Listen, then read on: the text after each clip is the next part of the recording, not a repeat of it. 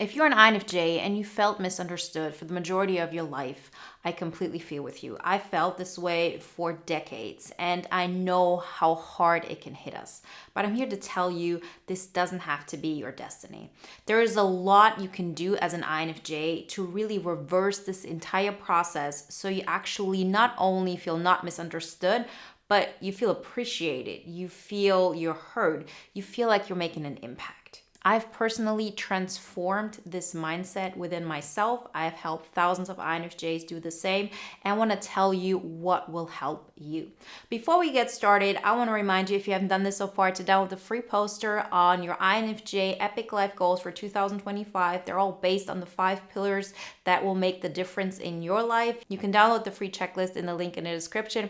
And if you want to take it to the next level, then join our amazing community of INFJs in the INFJ Epic Life Bootcamp. We're going to have our first monthly call on January 25th. So make sure to join before Saturday so you can kick off the new year with us. Everything you need to know you can find in the links in the description. Step number 1. Recognize the reason for feeling misunderstood.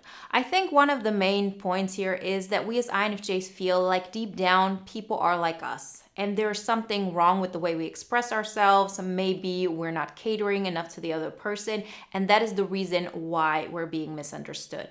We look at everything that we might have done wrong or the way we might have communicated something that might have hurt another person. And it seems like it's a never-ending cycle. Because if you experience this once, okay. But if you experience this over and over again in your life, of course you're going to come to the conclusion that there's something wrong with us. But if you're like me, you've tried to figure out what it was and what you've done wrong, and you always come to the conclusion you will never reach that person. They will never understand what you wanted to say, no matter how much you try to speak in their language or come their way. So the first thing as a general rule that we as INFJs have to accept is that we're wired differently. We have different cognitive processes than a lot of people. And as long as we always think the other person has the possibility of understanding us, we will always think it's our fault. But once you get to the point where you say, okay, probably most people won't understand the deepest core of what I'm trying to convey, and it's nobody's fault, it's just they're different. It's like you're talking to somebody in a different language. That does not mean that you can't have a great relationship with that person. It just means that you're expecting something from them that they're just not capable of figuring out, and has nothing to do with how well you communicate or that the other person doesn't want to understand you because they dislike you. Once this acceptance is there, you can actually allow yourself to grieve. The hope that so many people would understand you, when in fact what you're really trying to convey is probably going to be understood best by other INFJs. And once you have a way of communicating with them, you'll recognize that it's totally okay to have, family members, friends who are not INFJs and still have an amazing life and not feel misunderstood, because you're not even trying to convey something that they're not going to get in the first place. The second step is to find your true voice. With this, I mean, we very often alter ourselves, we monitor ourselves, we try to present ourselves in a way that is acceptable by others because we feel like if I show up the way I am, people are not going to get it. I'm going to get rejected, I'm going to get abandoned, so why even try?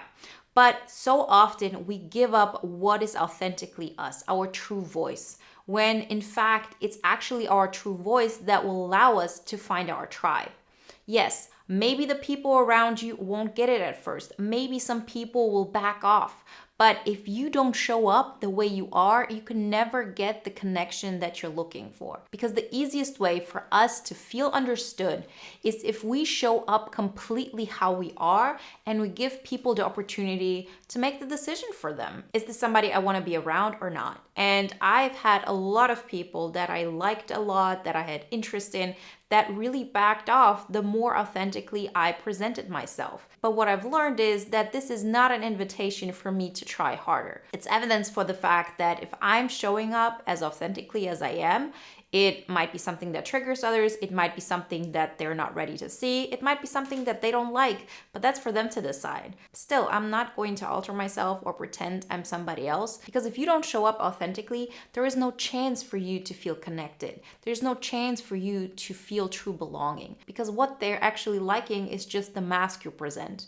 And every single time you show a mask in hope that people will see what's behind that mask, we're always getting ourselves in trouble. The third step is to stop internalizing rejection. And I know how hard this is. Trust me, I've been rejected so many times in my life. It is laughable. Like, I have really put myself out there so often because I wanted to figure out what's going on. Why are people acting this way? And I continued to ask and I continued to do my best. And it all led to me understanding that no matter what I try, if people are committed to rejecting you, if people are committed to misunderstanding you because they're not able to stand in your truth, then nothing you can do and nothing you can say will make them change their mind. Time can, your absence can, but definitely not what you say to that person or what you do for that person. And so when you've been rejected so many times and you've been rejected more than most people in your life, you have two choices. You can either internalize it and say there's something wrong with me, or you can say, well, most people can't handle this, but I didn't do anything wrong. I'm showing up as authentically as I can. I had good intentions. If I did something wrong, I might have apologized once, but everything other than that is just a reflection of their own self-worth. It's a reflection of, what's going on within them, and it has absolutely nothing to do with us. I always repeat to myself, what people think of me is none of my business. The only time we really take rejection to heart is if we internally reject ourselves. So if you, for example, love your red shirt, you really love it. It's your shirt, you like the color of it, you like the shape, it's everything that you like.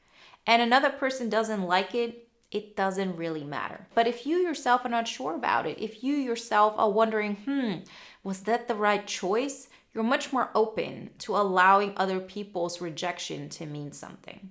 And when it comes to who we are, how we live our life, what our values are, what we stand up for, it becomes, a big, big deal. Because at the end of the day, we all want to be part of something bigger. We all want to belong. It's a human need, right? If you get abandoned, you are gonna die, on a psychological level. So it all makes sense.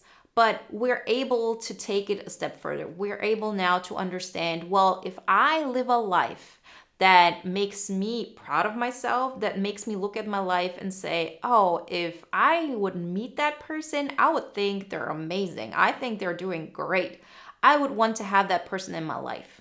Once you're leading that kind of life, and this, by the way, is not measured by some external results necessarily, but it is measured by the choices that you make, by the habits that you have, and by the convictions that you stand by. Step number 4 is to create or join a community of like-minded individuals. Nothing has changed my life so much than starting this channel and starting Bootcamp, because through that, I have connections to other INFJs. The same goes for my one-on-one coaching. I have connections with people who think like me, people who appreciate what I'm doing, and people who are there to join me on my journey. So this is one more invitation for you to join us in Bootcamp. Our next monthly live call is January 25th. So now is the perfect time to join our amazing community. There's so much to learn there. This is such a growing community. We've done this for years. And it's a place where you feel like we're all working towards the same thing and we're creating amazing results. So if you don't have that support group in your life yet, then I warmly welcome you to join us in creating our INFJ epic lives on our terms. The link to join you can find in the link in the description. And step number 5 is to embrace your role as a visionary. The reason why so many people don't understand us is because we see things that they don't. Sometimes you will meet people in your life who see things that you don't see. Like, it happens all the time. People are very detail oriented, or they remember things I forget 5 minutes later. Like, great, that's their superpower. Our superpower is that we see patterns and we know where things are headed. It's on us now to embrace that role, to know that if a lot of people don't understand us, it's probably that they don't understand us yet. But if all of your visions, if all your understandings, if all of that just stays in your mind, you will never have proof for yourself mainly that what you know is actually true. And you can apply this to everything. This is not about just saying, oh, I have this idea of creating a business, or I have an idea where society is heading towards. Great. That's one opportunity. But even in relationships, if you, for example, have a person in your life and you know, oh, I'm such a friend to that person, I could be of such benefit to that person, and that person isn't able to see that, well, then go about your life. Create the life you wanted. Create great things for yourself.